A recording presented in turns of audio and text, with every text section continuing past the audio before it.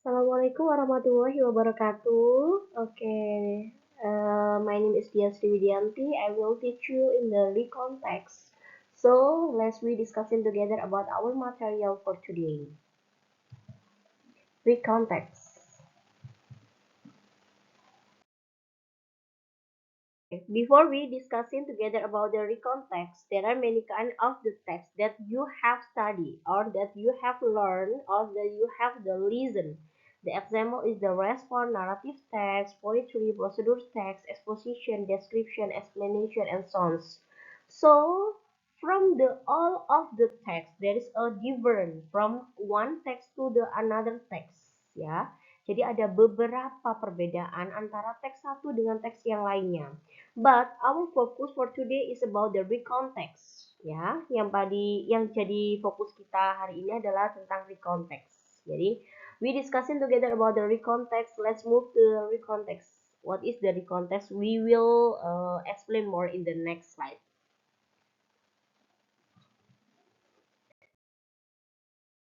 Materi recontext sendiri kita akan mempelajarinya pada pertemuan 4 dan ke-5. Oke.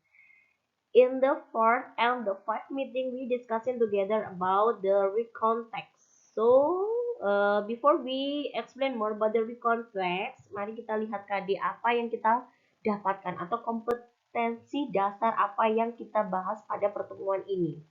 Mampu membuat recontext berdasarkan pengalaman keberagaman kebudayaan di Indonesia, khususnya pada prodi PGMI.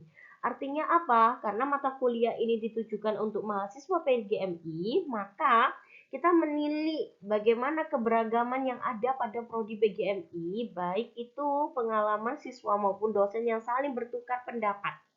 Yang kedua adalah membandingkan fungsi sosial struktur teks, unsur kebahasaan, beberapa teks personal, baik itu lisan dan tulis, dengan memberikan informasi terkait itu. Jadi pada pembelajaran kali ini ada suatu fokus temanya yang mana fokus itu adalah moderasi beragama. Jadi kita semua saling tukar informasi kejadian pada masa lampau tentang moderasi keagamaan yang telah mereka lalui atau pengalaman yang sudah mereka alami pada masa lampaunya. Seperti itu ya. Terus indikator capaiannya seperti apa? Yaitu mampu membuat teks recontext berdasarkan pengalaman yang sudah dilakukan. Yang kedua, membandingkan struktur teks dengan yang lainnya secara kebahasaan, baik itu secara tertulis dan non-tulis ya. Jadi bagaimana mereka mulai menulis dan mereka juga bisa membicarakan atau berbicara dengan baik yang benar, gitu ya. Terus metode pembelajarannya apa? CLT, CLT, and discussing, ceramah, dan studi case. Ya, CLT adalah content learning teaching ataukah dibalik juga context learning teaching and learning. Jadi bagaimana mereka belajar itu tidak dalam satu sudut pandang aja. Mereka juga bisa saling sharing informasi antara siswa dengan dosen, mahasiswa dengan mahasiswa yang lainnya, dan sebagainya. Jadi kita diskusi bersama-sama untuk menentukan bagaimana teks recontext ini bisa hadir dan bisa menjadi pengalaman yang saling berguna untuk satu sama lain, seperti itu ya. Terus ini beberapa sumber yang bisa dikaji atau dipelajari dalam pembelajaran kali ini yang bisa diakses dengan mudah dengan beberapa modul-modul yang lain sebagai pendukung dari materi yang akan disampaikan pada slide yang diajarkan kali ini. Terima kasih. Ya, kita akan lanjut ke next ya. Oke, recontext. Recontext is the text about something that happened in the past. So, recontext adalah sebuah teks yang menceritakan tentang pengalaman pribadi yang telah dialami oleh pencerita pada masa lampau. Artinya pengalaman itu sudah dilakukan, artinya sudah terjadi ya. Tuh. The type of the recontext ya. Jadi when you talking about the recontext, there are three types of the recontext that you usually know. The first is personal recount, and the second is the factual recount, and the third is the imaginative recount. So more discussing, we move to another slide.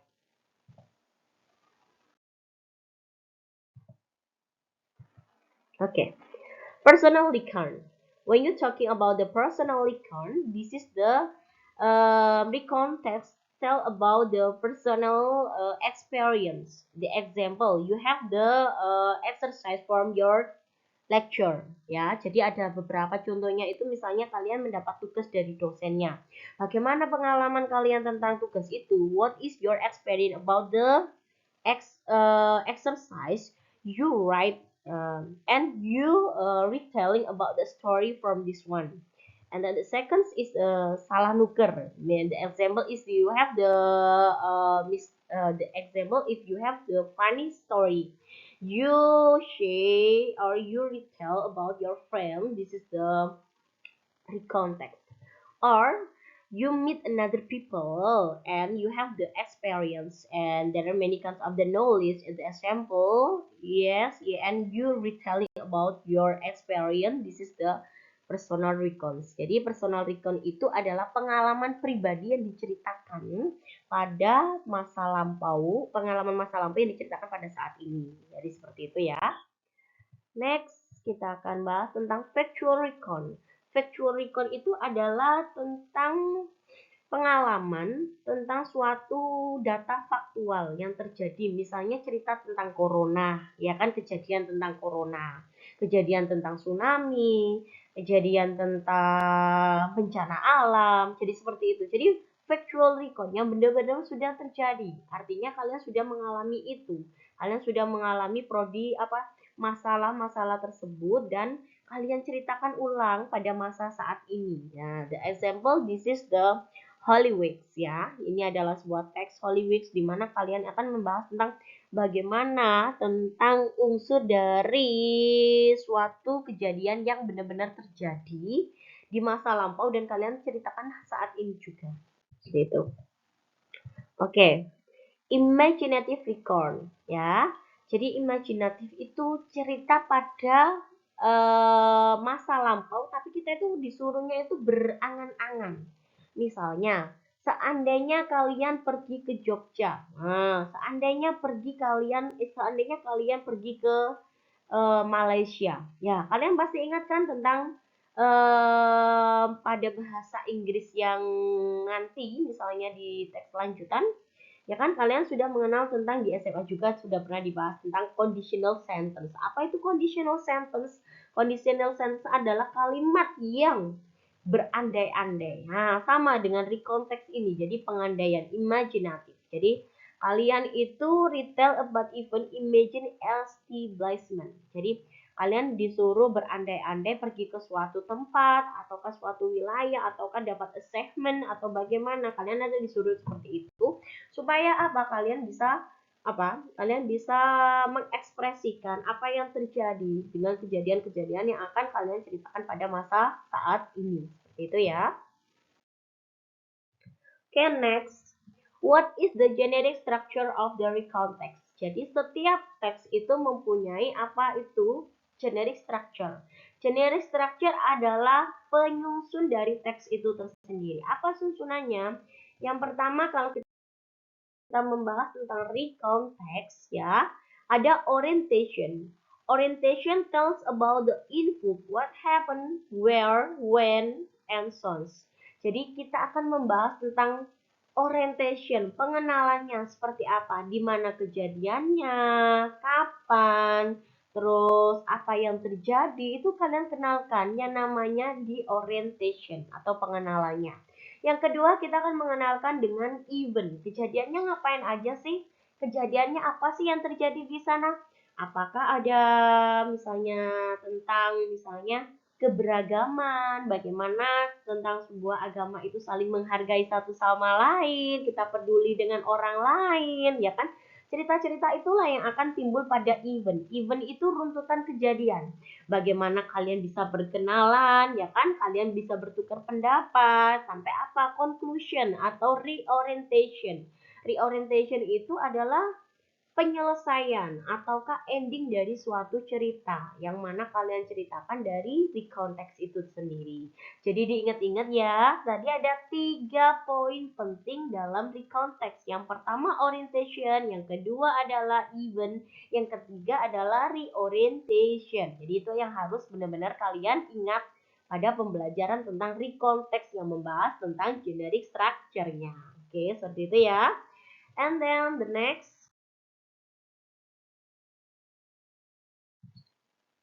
what is the language factor of the recontext? Language factornya itu apa aja yang kita bahas tentang recontext? Ya, yang pertama ada time, place, and source. Jadi setiap recontext itu pasti ada waktunya, ya kan? Ada tempatnya. Jadi ada waktunya. Kapan itu terjadi? Kalau kita bahas tentang recontext, ya otomatis kejadiannya sudah dialami. Ya kan? Yang kedua, di mana tempatnya? Pasti dong kita tahu di mana tempatnya. Di tempatnya ada di misalnya Surabaya, di Jogja dan sebagainya. Seperti itu ya. Describing. Nah, describing apa yang terjadi, ya kan? Menceritakan, oh, ternyata di sana saya seperti ini, ternyata ada kejadian seperti ini. Nah, itu diceritakan seperti itu ya. Oke, next the using language factor ya. Jadi tenses yang digunakan itu tenses apa? Karena kita membahas tentang masa lampau, otomatis tenses yang digunakan adalah tenses past tense. Apa tenses past tense itu? Tenses pada masa lampau. Seperti itu ya. Frequent use in the text. Usually you use the next, and then after, before, first, second. Jadi itu ada runtutan kejadian. Jadi ada pertama, kedua, kemudian setelah itu ya hampir sama dengan prosedur teks ya. Jadi ada runtutan suatu kejadian yang kita ceritakan dari awal sampai akhir seperti itu ya.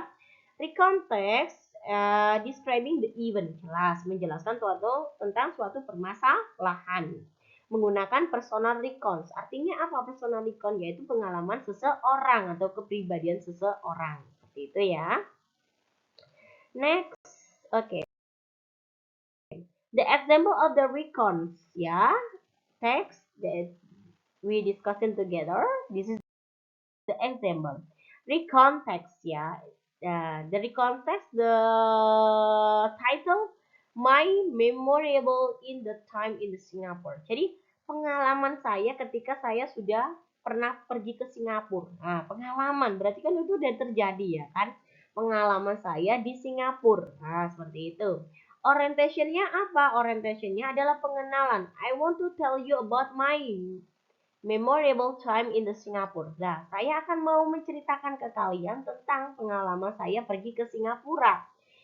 It one of the best holiday I ever had.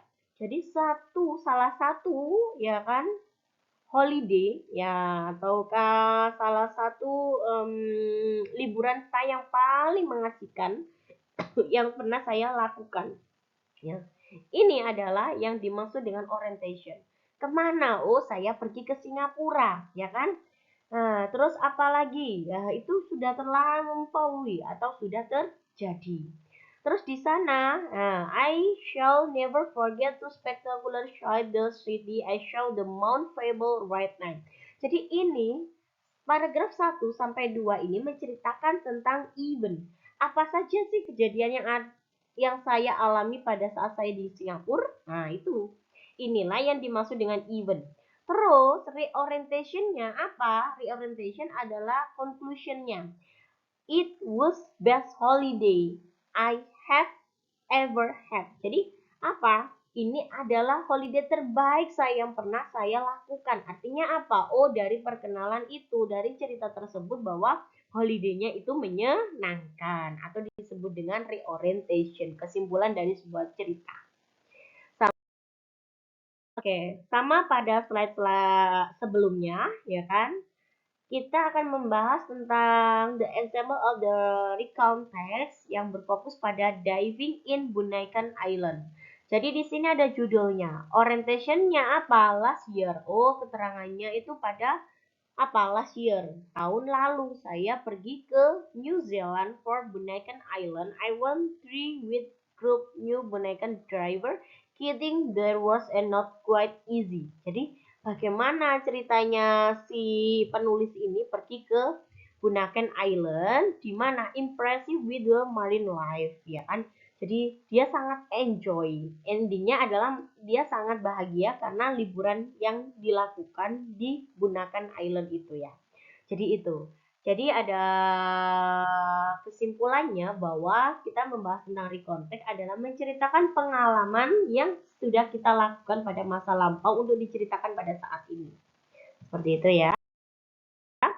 Oke, untuk pertemuan ke-5 ya, kita akan membahas tentang bagaimana kalian mencoba untuk membuat narasi yang berhubungan dengan recontext dengan tema religious moderation. Jadi, bagaimana moderasi beragama ataukah bagaimana kalian bisa bertemu dengan keberagaman mengenai keagamaan yang pernah kalian dapatkan untuk diceritakan dan berbagi sharing kepada teman-teman kalian yang lain supaya kita bisa tahu bagaimana teks rekonteks itu bisa hadir dan tumbuh pada pembelajaran yang ada di PGMI. Seperti itu ya. Diingat-ingat, ada 3 yang harus kalian Yang kalian harus ketahui dalam penyusunannya. Yang pertama adalah orientasinya, ada event sama reorientation. Itu aja ya. Dengan temanya apa? Religious modernization. Itu saja. Oke? Saya rasa cukup kelas untuk hari ini dan terima kasih. If there is a question, you can ask to me. Thank you so much for attending my class. See you again. Assalamualaikum warahmatullahi wabarakatuh.